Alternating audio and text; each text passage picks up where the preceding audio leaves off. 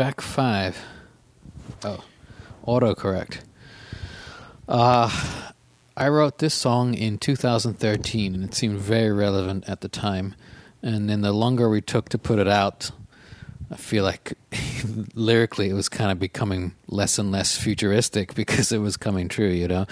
It's about this idea, some people call it the singularity, where machine, you know, computers and humans kind of merge and become one organism.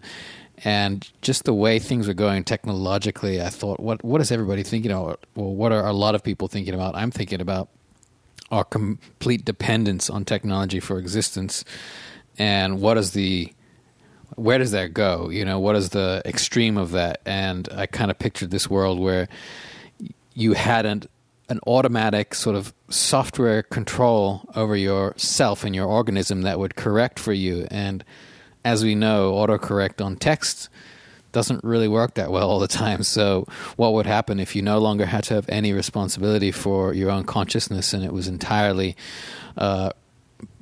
controlled by a computer?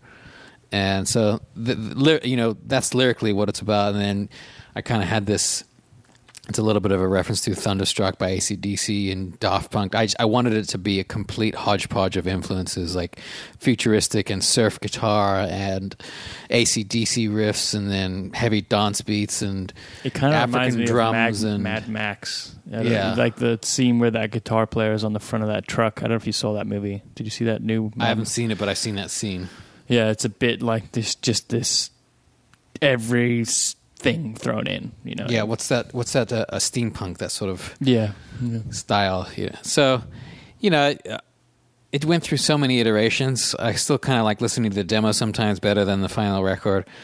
It's one of those songs that you got to be in the mood for live. If it's dark and we've got the right lights, it's really fun. And then if you play it in a daytime festival and there's people eating hot dogs and sitting on the lawn and you're going, I want to get fucked up, it feels fucking lame. But I think this is the song where you and Danny, or you and I forget who it was, sampled our piano. We did a bit of a prepared piano thing where we put pieces of paper weaved in the strings of the piano and then recorded each note and sampled it out so you could be able to play it on a electric keyboard or MIDI keyboard and get this really weird sound. I mean, obviously people have been doing prepared piano, like, you know, altered piano for a long, long time, but you guys did that, and we've ended up using that sample quite a bit in various songs.